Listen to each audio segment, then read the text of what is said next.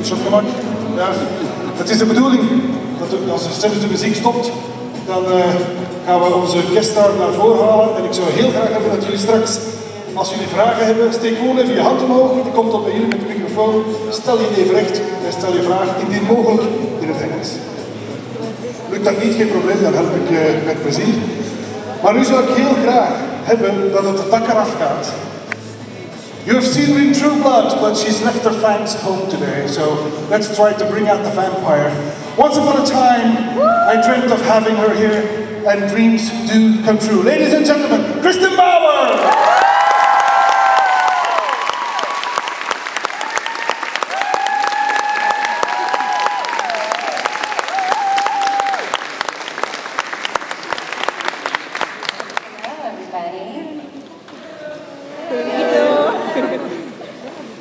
So they're going to pass around a microphone, so any questions that you have, but I'm so happy to be here. Ghent is so beautiful. I had no idea.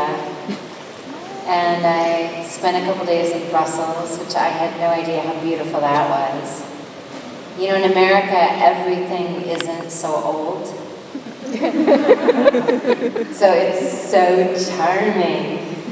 I've taken 8,000 pictures of buildings. Is this your first time in Belgium? Yes. Yeah. Have you tried any of the beers or the chocolates? Chocolate, yes. Good. I've been too afraid of the beer because I'm so jet lagged that I'll be asleep in 2 minutes, but I'll get there. But the chocolate, it's just, I walked and walked. Because it's such a long flight to get here, the day after I arrived, I just wanted to walk. So I walked around Brussels for 5 hours, and it was amazing. And it was drizzling rain, and from Los Angeles, that's also miraculous. It was like, wow! I looked crazy. So yeah, so I love being here. All right, let's start the questions. This is your chance to ask everything you always wanted to know. Well, let me start with a question that was sent in by some fans. Yeah, we got a couple of questions sent in. Alex is tall. Alex is wonderful. Right, who's got another question? Now, there was one question that said, at the end of season 4 of Once Upon a Time, Maleficent and Lily's ending is a bit open-ended. And they were wondering if you were coming back, or how they were going to do that in the next season, perhaps.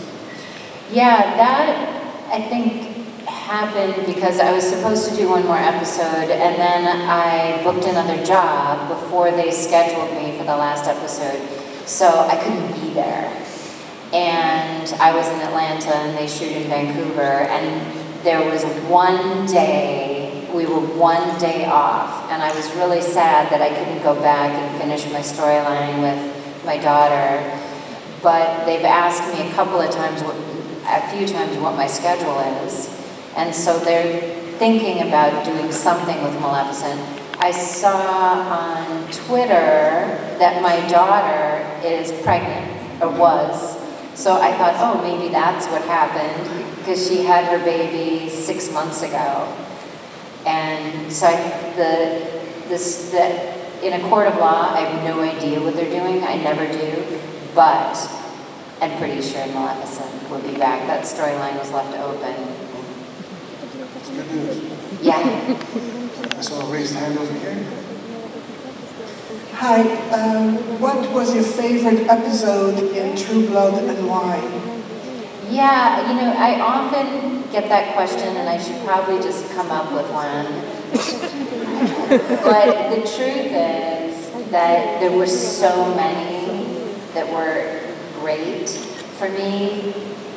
I feel so lucky, and there were ones that were each season. I would imagine they were going to write for Pam, and then it would be so much better than what I imagined. And we got to know another side of Pam. So season 4 was very interesting for me. Season 3, we saw how vulnerable she was regarding Eric. And then season 4, I got my own storyline because I got the rotting face. And I was really excited about the prosthetics and that I thought it was really amazing to have such a vain character lose her face. And I had a really fun day shooting. I had one whole day with Stephen Moyer where I went to visit him at his house, and I wanted permission to other children here.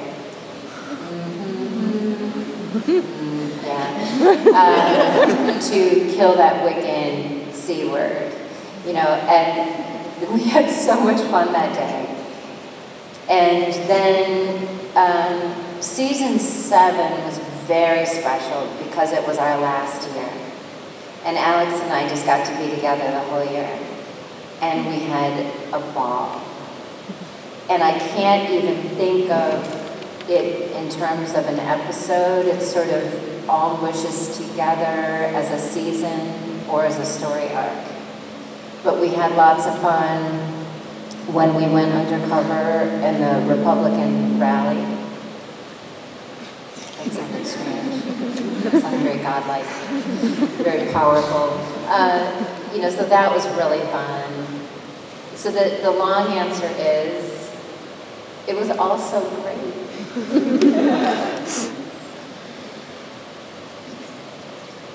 Hello.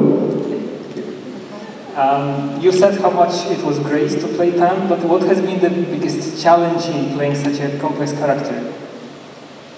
There were a couple of challenges. There was so much support from incredible writers, amazing producers that kept an eye on making sure that your character didn't do something in season 5 that we established in season 2 that your character wouldn't do.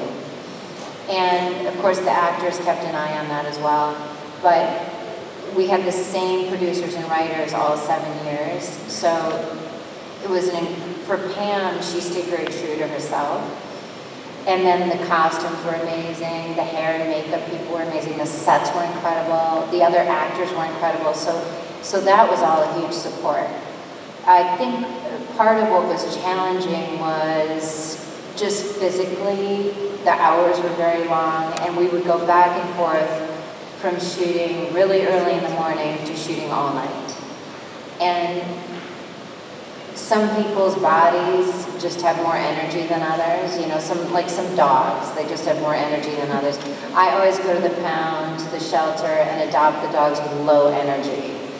And because I just don't, 19 hours a day is challenging for me. And then when you go Monday morning, you get up at 3:30 in the morning, the alarm goes off, which is excruciating. And then you get home at 10 p.m. And then Thursday, you start the day at 6 p.m. and you work until sunup the next day. And then driving home, as the sun's coming up, you start to feel like a vampire. You start to feel sick because the sun is coming up. And then sitting in rush hour traffic with people going to work, and you just want to be home so bad. That literally was, for me, the hardest, the only hard part. Everything else was a total joy. Hello, in Once Upon a Time you played Maleficent, and how do you give your personal turn to such a known character? What inspires you? When I went back to do Maleficent right after True Blood ended, I wanted to make sure that she was different than Pam, because I've been so used to playing, because they're similar in that they're pretty unsympathetic to others. They're tough. And we found out that Maleficent was very actually sympathetic and vulnerable to her daughter, like Pam was very vulnerable to Eric. So there's a lot of similarities, and I didn't want them to, I tried to figure out how they were different. And I get a bit of help from the writers, because they haven't been watching Pam for 7 years. For them, Maleficent is, you know, a whole in and of herself. So then, next I remember trying to, whenever I play any character, I try to think of well, wait, what do I have personally that I can use so I don't have to pretend? And, you know, in True Blood, I really like Alex, so if I had to play a scene where he was dying, I could just imagine him dying, and I'm already a mess. And so, with Maleficent, I could think about, you know, with her daughter, I could think about my niece. And when Pam or Maleficent were being kind of mean, I would think about people that I hate. And usually that's somebody harming animals. So, you know, the parts that we saw of Maleficent and Pam on screen actually exist in me. You just won't know who I'm thinking about. I think that's part of the strength of the performance. Oh, thank you, yeah. It makes it easier. Hello. Hi. I have a question. How would you describe Pam and Tara's relationship? Like, we had no clue, in my opinion. Yeah, that was a really fun storyline for me. We didn't know Regina's so cute. She was so excited to be a vampire. And then when she got to start dressing like Pam, she was so excited. And she's such a sweet, caring person. So it was fun. I didn't know her. You know, we hadn't really worked together. And so she came onto, you know, into my set, Fantasia. And she really wanted to, she thought about the character a lot. She had all these ideas, and it was really great to have that fresh energy. And it was fun to, I really like when characters we think that they're one way, and then we can show that they're another way. So Pam started to feel a relationship and a kinship to her when she tried to kill herself. So of course she's tough love about it, but she could relate to that suffering. And that sort of mixture of hatred in the beginning and then getting an empathy, a sympathy with her, that combination made for this sexual tension that was really fun. So I wish actually that storyline had continued longer. So I loved how complex it was that they were enemies, then she's her mother, then she's her lover. I was like, awesome. Where else but on True Blood could that happen? Hey. Hi. Firstly, I want to say thank you to come to Belgium, because there are a lot of actors who once upon a time who goes to France and other countries and never to Belgium. And I was so sad when I went to Paris that I couldn't talk to the actors. So thank you very much. So if you could say to Lena and the other actors to come to Belgium, to Brussels, it would be great. Okay, I will. Thank you. And a question. Who is the most evil, Maleficent or the evil queen? Oh boy. What do you think? I know, it's even in her name, Evil Queen. Maleficent's daughter back. But I guess the same thing with, you know, Regina. So it's a real toss-up. I felt like we were pretty evenly matched. When we had to there was a scene that we played in the diner against each other, and in the arc that I had, by the end, Regina was a little tougher. But I still have to put my money in Maleficent, actually. But I'm very biased. Hello. Hi. I have two very quick questions. A couple of years ago, you played in Star Trek. What do you have some memories of that time? And from True Blood, today, if you had the chance to bite anyone and turn it into a vampire, who would you bite? Oh yeah, okay, I'll have to think about that. So the first one, Star Trek, I'm such a fan of Star Trek. I love Star Trek. I still watch Star Trek. I just love it. It's a show that relaxes me. So I really love Patrick Stewart. So I tend to watch that one and then the original. And so I was excited to do that guest star. And that was one of my first experiences with prosthetics. And I didn't even have that much. But I remember being about 30 minutes into it, and the smell of the chemicals, I got this terrible headache, and I was like, okay. So I kind of wished that I hadn't been on the show because I didn't really want to see how they do things. I like being a fan of it. So all of a sudden, you know, I walk onto a set that is the spaceship, and I'm like, oh, it's a set, you know? Like, and somehow, once it went into my acting world, I kind of thought, oh, I wish I didn't know that. And in the doors, the way they go, shoot, shoot, like, you know, they don't do that when you're really on the set. So, and then I had to play a Klingon who was feeling fear for the first time. And I got a huge amount of respect for the actors, and this is why they get these great theater actors. Because it's very challenging to play an alien who's never felt fear, who's feeling fear, because that's not something that humans, we feel fear our whole lives. So it was challenging acting, actually, to make it believable.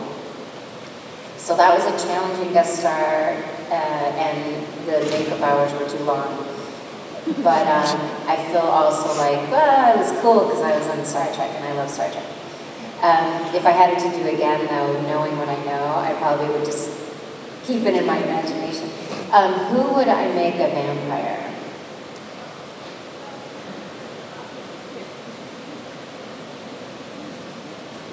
I mean, I guess my dog. Because then he'd live forever.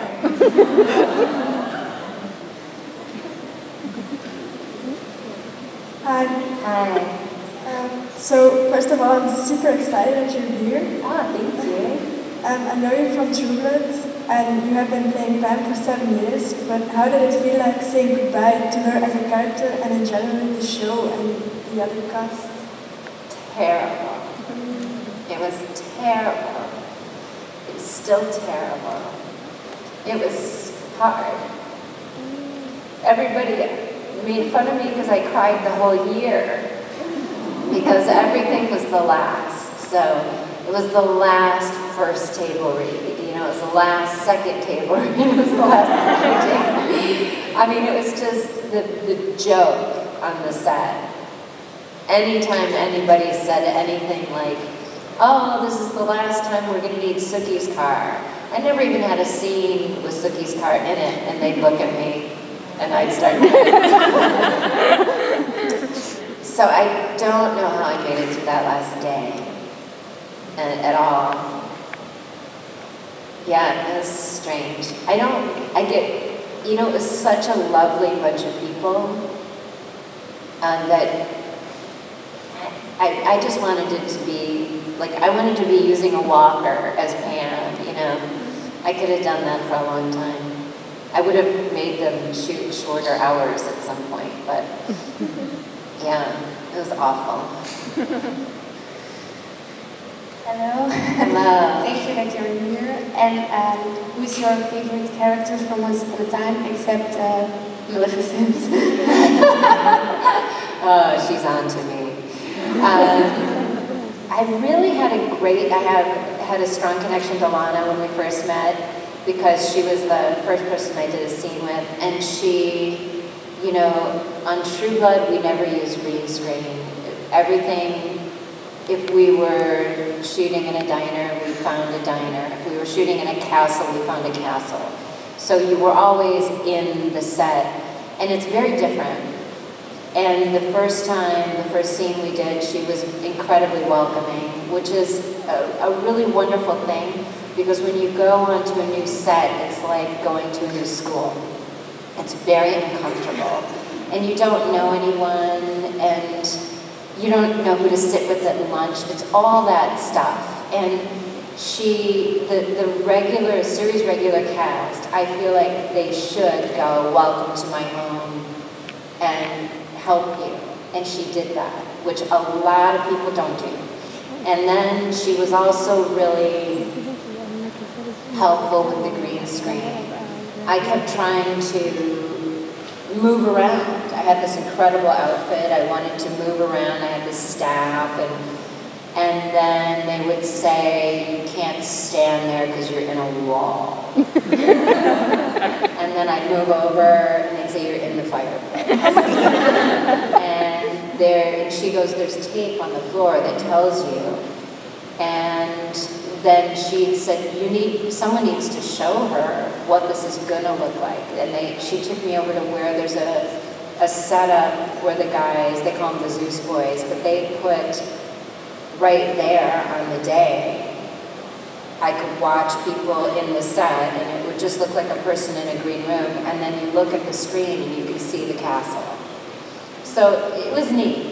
And she was really great. And then we had another big day, like a 14-hour day together doing all the flashbacks, where I look like Stevie Nicks. You might be too young to know who that is, but I love that rock and roll look.